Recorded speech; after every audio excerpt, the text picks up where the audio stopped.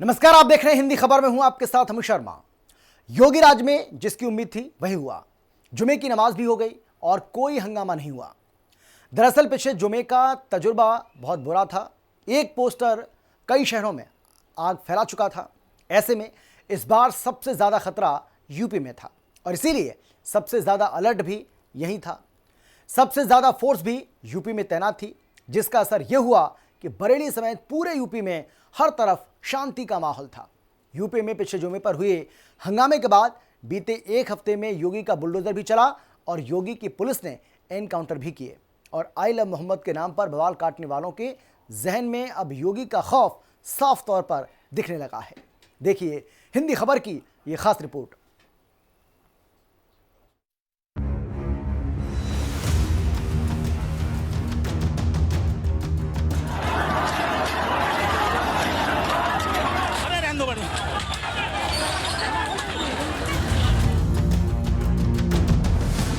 बाबा का वचन, संभल टू बरेली साक्षात शासन। योगी की वार्निंग, डेंटिंग पेंटिंग के बाद बरेली में शांति।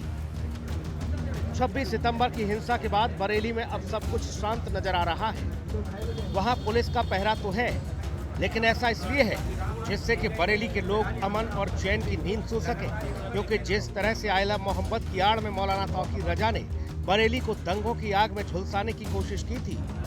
तौकीर रजा की जहरीली तकरीर के बाद जिस तरह से हजारों की संख्या में उपद्रवी बरेली में उत्पात मचाने लगे थे और पुलिस की टीम पर हमला बोल दिया था, ऐसे हालात में अगर योगी आदित्यनाथ उत्तर प्रदेश के मुख्यमंत्री नहीं होते तो फिर बरेली का भी आज वही हाल होता जो सालों पहले समाजवादी पार्टी के राज में मुजफ्फरनगर का हुआ था। लेकिन योगी के एक्शन से 26 सितंबर की हिंसा के बाद बरेली फिर से पटरी पर लौट चुका है। बरेली में हर तरफ शांति नजर आ रही है और बेहद शांतिपूर्ण।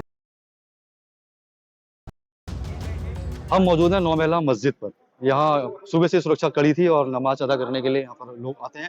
यहीं पर तौकीर मियां ने पिछली बार कहा था कि यहाँ नमाज पढ़ूंगा और प्रशासन को धमकी थी कि यहाँ से बाद में इस्लामिया जाऊंगा, जिसके बाद यहाँ प्रशासन सख्त हो गया और चारों तरफ यहाँ पुलिस सुरक्षा लगा दी गई। 7 दिन से लगातार पुलिस तैनात थी। ये पूरा रोड कभी खचाखच भरा रहता था। मैं दिखाना चाहूंगा साथी से कि रोड कभी पूरा खचाखच भरा रहता था।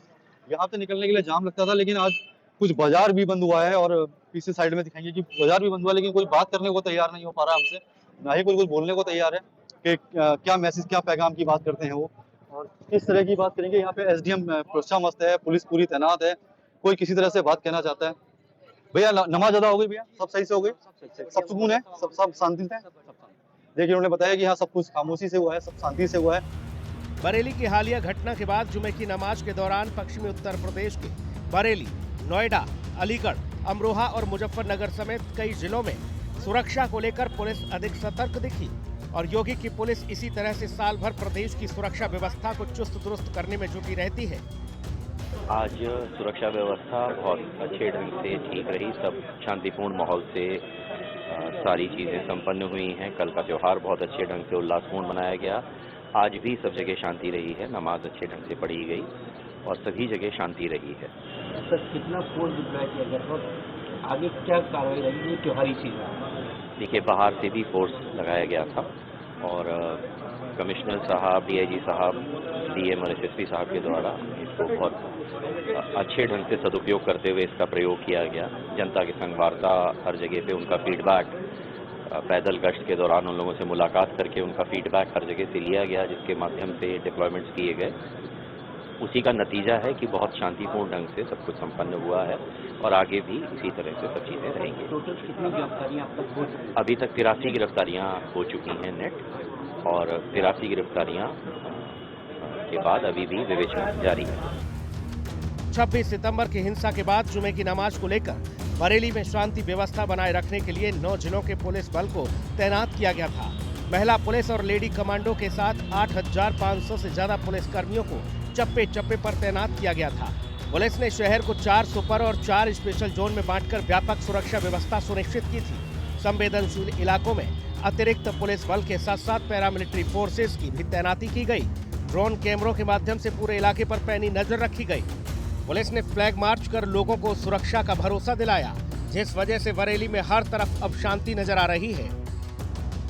शुक्रवार को हुए बवाल के बाद में पुलिस को आशंका थी कि इस शुक्रवार को भी इस तरह से खुरापाती उपद्रव मचा सकते हैं।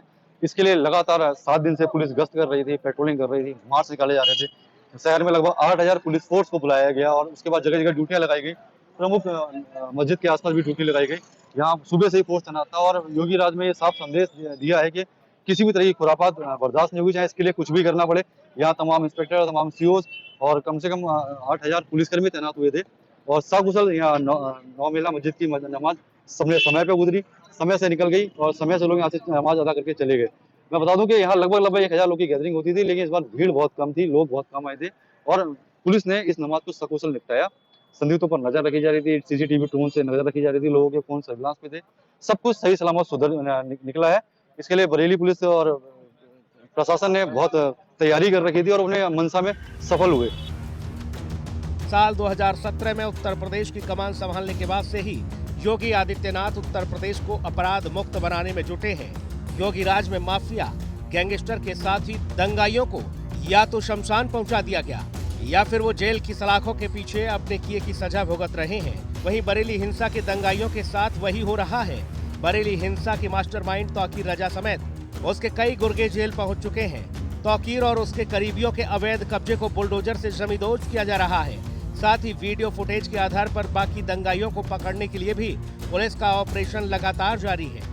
मुख्यमंत्री योगी का साफ आदेश है, चाहे बरेली हो या फिर कोई और शहर, उत्तर प्रदेश में किसी को भी अराजकता फैलाने की छूट नहीं है और जो भी ऐसा करने की कोशिश करे उसे सीधा जहन्नुम का रास्ता दिखा दिया जाए। जिसने भी कानून को हाथ में लेने का प्रयास किया, जो भी राह चलते हुए राहगीर पर हमला करेगा, जो भी बेटी की सुरक्षा पे सेंध लगाने का कार्य करेगा और जो भी व्यापारिक प्रतिष्ठानों में आगजनी करने का दुस्साहस करेगा, जो भी पर्व और त्योहारों में उपद्रव करेगा, उसको हम पहले से इस बारे में कह देंगे, आने का टिकट हम काट करके दिला देंगे। बरेली हिंसा की जांच जैसे जैसे आगे बढ़ रही है, तौकीर रजा और उसके दंगा ब्रिगेड में शामिल लोगों की मुश्किलें बढ़ती जा रही हैं। पुलिस जांच में मौलाना तौकीर रजा द्वारा हिंसा के लिए अलग अलग लोगों को जिम्मेदारियां बांटने का खुलासा हुआ है। हिंसा भड़काने के लिए बाहर से अपराधी बुलाने और पुलिस पर गोली चलाने तक का काम तौकीर रजा के इशारे पर किया गया था। ऐसे में योगी की पुलिस अब इसका पूरा हिसाब तौकीर रजा से वसूलने में जुटी है।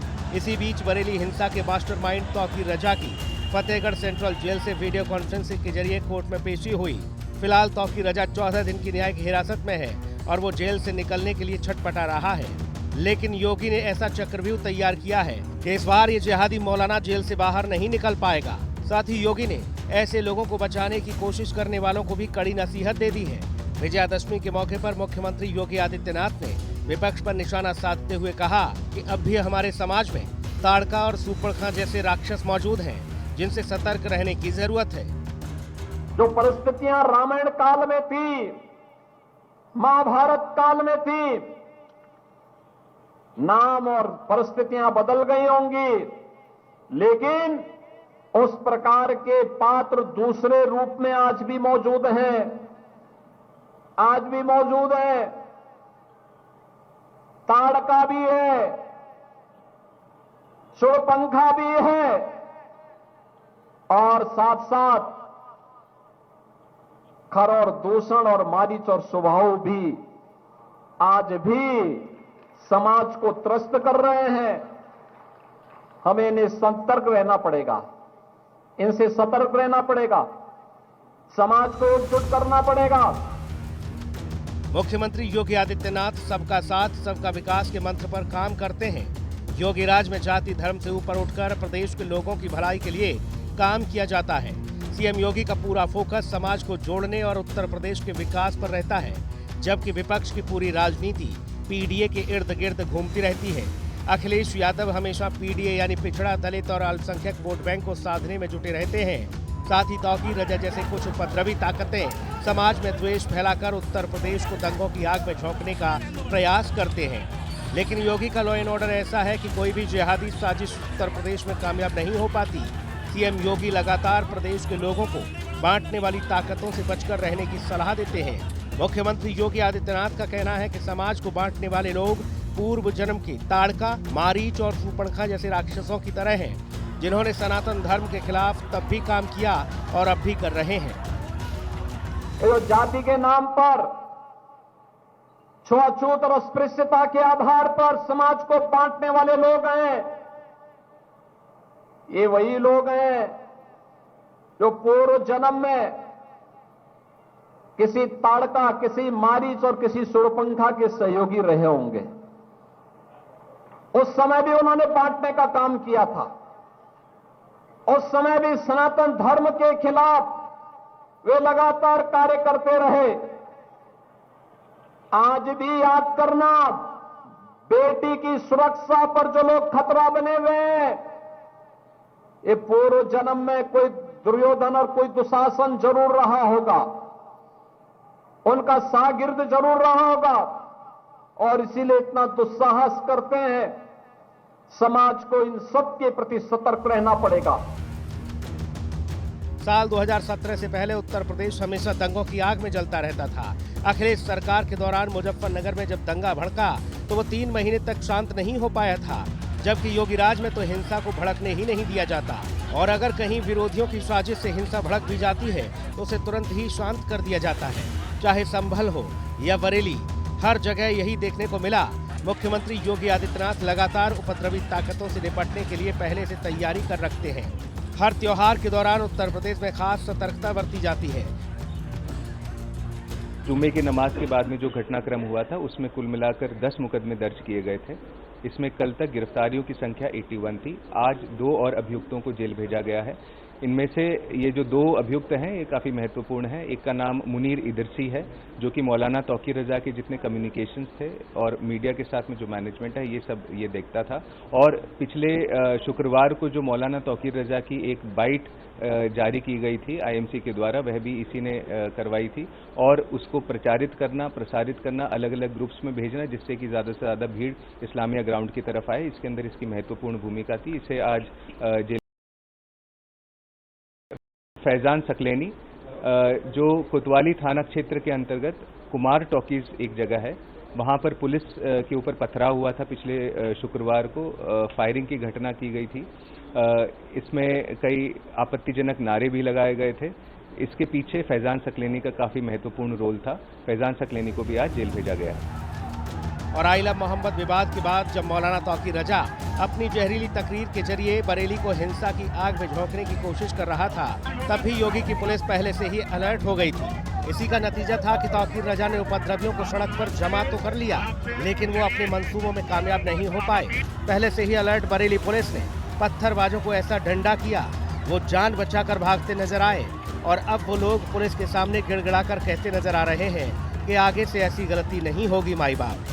मुख्यमंत्री योगी का साफ आदेश है कि हिंसा में जो भी शामिल हो, चाहे वो अपराधी कितना भी बड़ा सियासी रसूख क्यों न रखता हो, उसे किसी भी कीमत पर बख्शा नहीं जाएगा। और अगर अब भी कोई बरेली या फिर किसी और शहर को सुलगाने की कोशिश करे तो उसे जहन्नुम का रास्ता दिखा दिया जाए।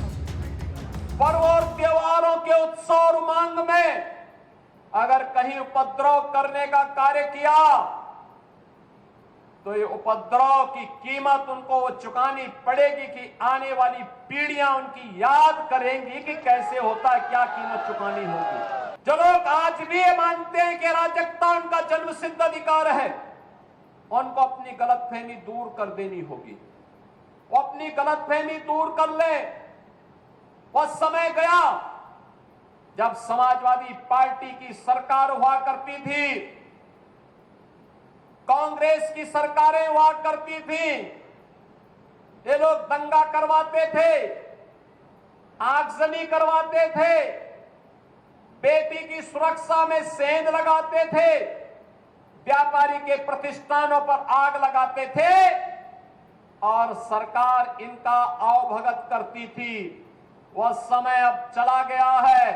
अब ये डबल इंजन की सरकार है। अगर बेटी की सुरक्षा पे हाथ डालने का प्रयास किया, व्यापारी के प्रतिष्ठान में आग लगाने का प्रयास किया, उत्साह और उमंग के उत्सव में कहीं पर अगर अराजकता पैदा करने का और उपद्रव पैदा करने का कुत्सित प्रयास किया तो मान करके चलिए कि ये रास्ता उनका सीधे नरक में जाने का होगा।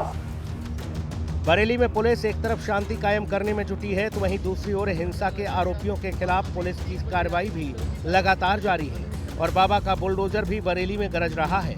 26 सितंबर को बरेली में हुए उपद्रव के बाद पुलिस ने अब तक मौलाना तौकीर रजा खान समेत 81 आरोपियों को गिरफ्तार कर जेल भेजा है। इसके साथ ही बुलडोजर एक्शन और आरोपियों की कई संपत्तियों को सील करने की कार्रवाई भी की गई है। प्रशासन का कहना है कि उपद्रव करने वालों को बख्शा नहीं जाएगा और चिन्हित कर उनके खिलाफ सख्त कार्रवाई होगी, जिससे मौलानाओं को मिर्ची लगी हुई है। AIMIM के अध्यक्ष असदुद्दीन ओवैसी जैसे लोग अभी भी आई लव मोहम्मद के जरिए मुसलमानों को भड़काने की कोशिश कर रहे हैं और कह रहे हैं कि आई लव मोहम्मद कहने से रोका जा रहा है, जबकि हकीकत ये है कि आई लव मोहम्मद कहने से किसी को कोई दिक्कत नहीं, बल्कि आई लव मोहम्मद की आड़ में हिंसा फैलाने वालों के खिलाफ एक्शन लिया जा रहा है। अब तो हम हमारी मस्जिद को भी जाने से छीनना चाह रहे। हमारी मस्जिद नहीं थी, कोई और है। अब हद तो ये हो गया कि इस देश में आई लव मोदी बोल सकते बट आई लव मोहम्मद सल्लल्लाहु अलैहि वसल्लम नहीं बोल सकते। कहां लाके जाएंगे इस मुल्क को आप? आई लव मोदी बोलो, कोई इतराज नहीं, पोस्टर लगाओ, खुश हो जाएंगे। मीडिया के लोग 10 आके बोलेंगे, और एक 10 बुरखा पोश खवातीन को रखो, एक 3-4 को रखो, दाढ़ी टोपी, देखो ये लोग लेके चल रहे। मगर अगर वही लोग आई लव मोहम्मद सल्लल्लाहु अलैहि वसल्लम बोले, नहीं ये ठीक नहीं। क्या करना चाह रहे आप इस देश का? अगर मैं मुसलमान हूं तो मोहम्मद सल्लल्लाहु अलैहि वसल्लम की वजह से मुसलमान हूं। मैं कुछ है ही नहीं, उससे आगे और पीछे कुछ भी नहीं है। जो मोहम्मद की बात कर रहे हैं, मुझे तो समझ में नहीं आ रहा किस मोहम्मद की बात कर रहे हैं। ये जैसे मोहम्मद की बात कर रहे हैं, या मोहम्मद मसूद अजहर की बात कर रहे हैं, या मोहम्मद अब्दुल कसाब की बात कर रहे हैं, या अन्य ऐसे वैश्विक आतंकी संगठनों और आतंकवादियों की बात कर रहे हैं। किससे लव करना चाहते हैं? देखिए, पैगंबर को लव करने वाला कोई व्यक्ति हिंसक नहीं हो सकता, ऐसा मुझे लगता है। जैसा ये कहते हैं कि इस्लाम तो शांति का धर्म है। जब कोई सड़क पर आकर के पब्लिक प्रॉपर्टी को नुकसान पहुंचाएगा, अपने ही देश के सुरक्षा बलों को पर हमला करेगा, अपने ही देशवासियों को मारेगा, अपने ही देश के पुलिस स्टेशनों में जाकर हंगामा करेगा, अपने ही देश की कानून व्यवस्था को चैलेंज करेगा, और अपने ही देश को बांग्लादेश और नेपाल बनाने का दिवा स्वप्न देखेगा, क्या ये पैगंबर का अनुयायी हो सकता है? क्या पैगंबर मोहम्मद को लव करने वाला हो सकता है? क्या वो मोहम्मद सल्लल्लाहु अलैहि वसल्लम का अपमान कर रहे हैं। आप जो है वो आई लव मोदी के साथ साथ आई लव मोहम्मद को जोड़ करके आप जो है वो आपकी जो आस्था है उस पर ही जो कई तरह के सवाल खड़े करने की कोशिश कर रहे हैं। किसी को कोई आपत्ति नहीं है कि आई लव मोहम्मद कहिए, आई लव महादेव कहिए, आई लव माई मुल्क कहिए, लेकिन आप जो है वो आस्था के नाम पर अंधाधुंध अराजकता को कोई स्वीकार नहीं कर सकता। और जो लोग जो है वो लव के नाम पर हेट का हारर हंगामा और हुड़दंग करने में लगे हुए हैं, उनको भी समझना चाहिए कि जो उनका नेतृत्व कर रहे हैं जो लोग, न वो मुल्क के हितैषी हैं, न मजहब के हितैषी हैं, और न मानवता के हितैषी हैं। तौकीर रजा और ओवैसी जैसे लोग मुसलमानों को भड़काने की चाहे कितनी भी कोशिश कर लें, लेकिन वो अपने मंसूबों में कामयाब नहीं हो पाएंगे। पिछले 8.5 साल के दौरान 1-2 छिटपुट घटनाओं को छोड़ दें तो उत्तर प्रदेश में कोई भी दंगा फसाद देखने को नहीं मिला। यहाँ तक कि योगी ने वाराणसी और मथुरा के मंदिर मस्जिद विवाद को लेकर भी अब तक हिंसा की कोई वारदात नहीं होने दी। लेकिन पहले संभल में जामा मस्जिद के सर्वे के दौरान हिंसा की आग भड़काने की कोशिश की गई, और फिर अब आई लव मोहम्मद की आड़ में तौकीर रजा ने बरेली को दंगों की आग में जलाने की साजिश रची। लेकिन योगी राज में कोई कितनी भी साजिश रच ले, वो अराजकता नहीं फैला पाएंगे, क्योंकि योगी का एक ही फॉर्मूला है, नो दंगा, यूपी में सब चंगा। हिंदी खबर की स्पेशल रिपोर्ट। और फिलहाल इतना ही, एक छोटे से ब्रेक के बाद फौरन लौटेंगे। आप देखते रहिए हिंदी खबर, क्योंकि हिंदी खबर पर खबरों का सिलसिला लगातार जारी है। जल्द लौट रहे हैं।